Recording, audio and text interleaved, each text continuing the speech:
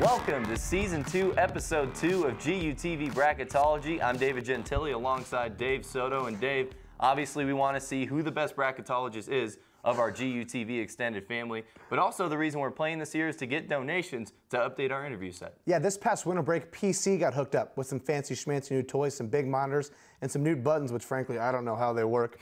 But aside from that, now that that's taken care of, let's hook up our set and make it just as nice. And later on in the show, Professor Dan will tell you how to donate. Taking care of the set and taking care of our own, Dave. And with that being said, let's send it over to Denny Hawkins, who has a recap of Gonzaga women's run through the NCAA tournament. That's right. As Dave and David mentioned, I'm Denny Hawkins here with your recap of the women's trip to the Sweet 16 round of the tournament. They've done it 3 years in a row now, and they've been fortunate enough to do it on their home court here at McCarthy. They blew past Rutgers in the first round and played an exciting all-around great matchup against Miami in the second round.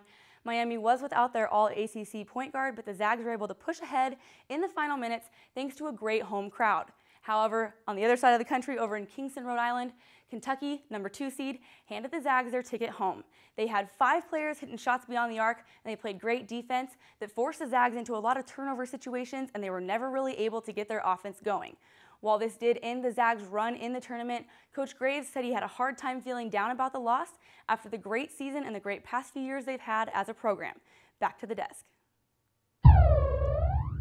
Thanks a lot, Denny. And Dave, you and I had a chance to go to that second round game against the Miami Hurricanes. We were talking a few moments ago how that was one of the best atmospheres we've seen for any basketball game here in our 4 years at Gonzaga. Yeah, David, last year you and I went to all 4 of the NCAA women's tournament games here in Spokane, and I didn't think it could get better than that, but that game against Miami really changed my mind. One play in particular, I remember the Miami point guard dribbling out, trying to run through her sequence, all the while not noticing the shot clock winding down. The atmosphere that night at the McCarthy Athletic Center was ridiculous. Yeah, we were fortunate to be sitting by some of the cheerleaders who were up in the stands for that game, and they certainly helped fuel Dave and my own, our level of intensity, and really the fans around us too. So Gonzaga women's basketball, feel free to jump on the bandwagon, folks. This is a program on the rise. Yes, sir, it is. Well, right now it's time to take a quick break, but on the other side of that, we'll have the part you've been waiting for the most. We'll update the bracket standings, but for now, let's turn it over to the greatest bald man in the history of bald men, Mr. Dan Garrity.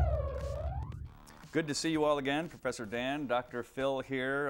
Last Bracketology, we promised you that we'd tell you the big plans for the summer. Are you ready for this? For the first time, we get to take Brother Phil overseas with us. Destination? Turkey. Turkey. We've been going there for about 4 years now with some other students, but never have we been lucky enough to bring Phil. What are you looking forward to? Well, the beauty of it this year is my doc has cleared me to go. My last chemotherapy will be right before I leave, so it's kind of a twofold. That is the coolest thing in the world. And his doctor is from, guess where?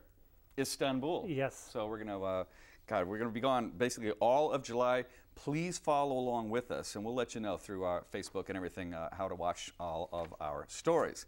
Next item on the agenda, the alum of the week this year goes to a graduate from 2008, Eric Carlton. God bless Eric.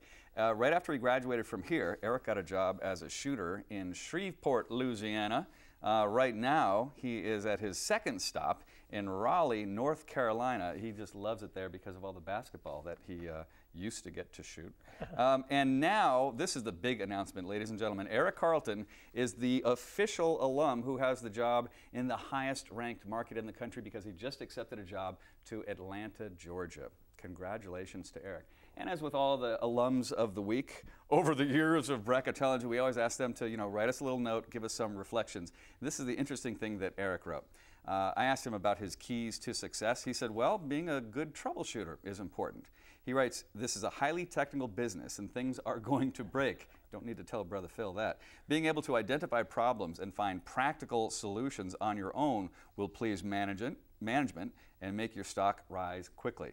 When I get an interview, they have seen my reel already and they know I'm a good shooter. They know that I care about lighting, etc. So when they ask what is my best skill, I always tell them troubleshooting. And they have all offered me a position. That's a really, really interesting way to approach an interview, don't you think? Yes. Last thing I want to let everybody know about is this is, after all, a fundraiser, and we've made it just as easy as we can. There's a link that we're going to put on all of our email correspondence. That link is going to be on Facebook. I'll tweet it to you guys. Real easy. It's a CashNet site that you can help out GUTV with. Just fill out all of your information, and it's a minimum $20 donation. And I think that, I hope it's not too much to ask. If you guys still believe in us, you still want to help us keep the whole thing going, give us 20 bucks. This year, what we're going to do with that money we raise from your generous donations, revamp this here set. That's going to be wonderful. Extra incentive, though. Remember Barkalow, the broadcasting dog? So if you guys donate $200 by the next GUTV Bracketology show, I will let Barkalow eat that biscuit. Until then, he's going to stay right there. So please click away right now. That's all for this week. We sure look forward to another GU alum of the week on our last Bracketology show. Until then, God bless you. Keep up the good work. Not yet. Oh my God, he's drooling. Thank you, Dan. We're back now with our bracket standings, kicking it off with the Alumni Division. Still #1 overall in the bracket, Steve Murphy, a videographer at Creme 2 right here in Spokane. Steve, you've got 246 points, and my advice for you this weekend, root against Ohio State, rock chalk all the way. In second place in the Alumni Division, Jack Quigg with 242. He's the only member of our bracket to get all the Final Four teams correct, so congratulations to you, Jack. And in third place, Michael Harris, a freelance sports videographer who works out of Seattle, 223 points, cracking the top 3. Good work. Time now to jump into the Friends and Family Division. Last week's leader, Nancy Cahill, still leading the way with 220 points. Hot on her heels, though, your brother, Mr. Anthony Gentili, with 210. And tied at third place is Bill Rosenberger and your father, Michael Gentili, with 205 points. The Gentili brothers really running GUTV Bracketology this year. Taking a look at our current students division now, they're holding down to 3 to 6 overall spots in the bracket, so good work, current students. Greg Talbot has taken over the lead with 233 points. His final chance to gain some points is if Kentucky takes down Louisville. Graham Enos, the man behind the camera tonight, with 228. Graham, I'm afraid all you can do is wait and watch. Definitely on the hot seat entering this weekend. Gonzaga Murray State in the final. But Dave, I think that just shows how Graham did a tremendous job picking the first couple rounds of this bracket. It's courageous, good for him. Glad he's supporting Gonzaga, but when it comes to making a bracket, it didn't work out for him. And in third place, better watch out, Graham, because it's me. I'm chasing after you, baby. 226 points. If Ohio State wins against Kansas, I'll take over first in the student division, but I'm a Rock Chalk fan, so we'll by no means be rooting for the Buckeyes. And a quick addition to our student bracket, Colin McQuilkin, man behind the camera last week with 224, the only person to pick Ohio State to win it all. And Dave, if Ohio State does so, he will take the student division and the overall bracket. Let's hope that doesn't happen.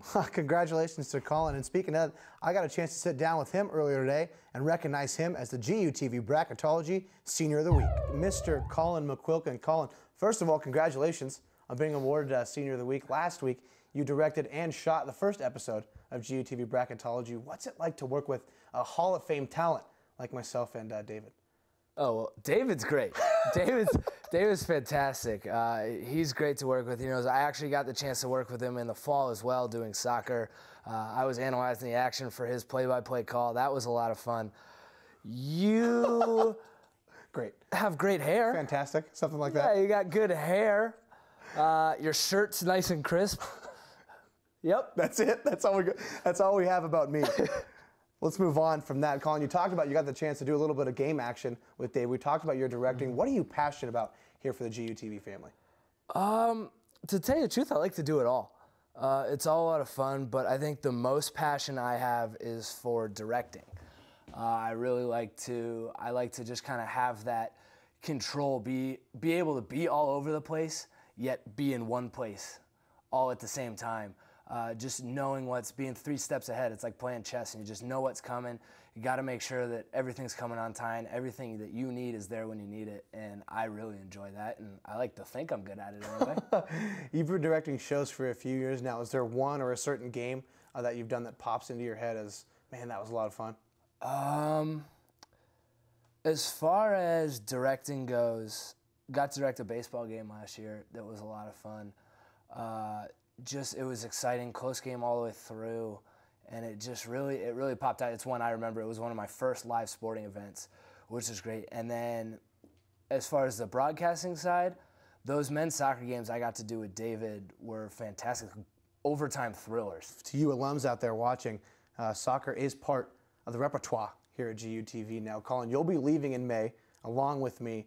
What can you take away from your time at GUTV?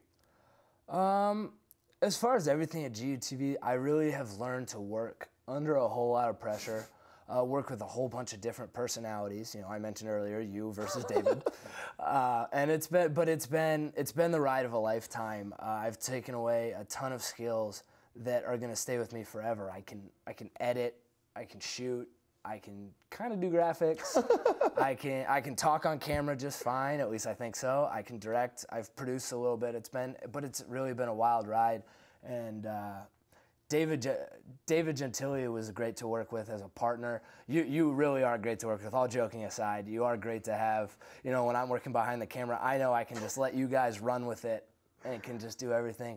And Dan Garrity has just been. He's been there to ride my butt when I need it and to give me some encouragement when I need that as well. And it's been great. All right, Colin, thank you very much for sitting down with me. Congratulations once again on being named the GUTV Bracketology Senior of the Week. Well, Dave, we just saw you talking to Colin about his career aspirations and about how he's looking to be a director. And you and I, as on-camera talent, can speak to that. We're always very comfortable when Colin's at the helm. Yeah, Colin certainly does a good job of making all of our broadcasts look great. But, David, I got to say, man, I think I make them look perfect. Oh, no? boy. Nothing? When are you going to change, man? I'm done. Well, all right, we can't end the show on that note, so one more time, here's the information and the link to how to donate to this program and make that interview set look even better than it does now. Two pretty faces on set with Colin and Dave. Imagine if the set looked even better. Limitless possibilities here at GUTV, and it's all thanks to your donations. Well, that's all the time we have here on the second episode of GUTV Bracketology. Thanks for stopping by, and we will see you next week.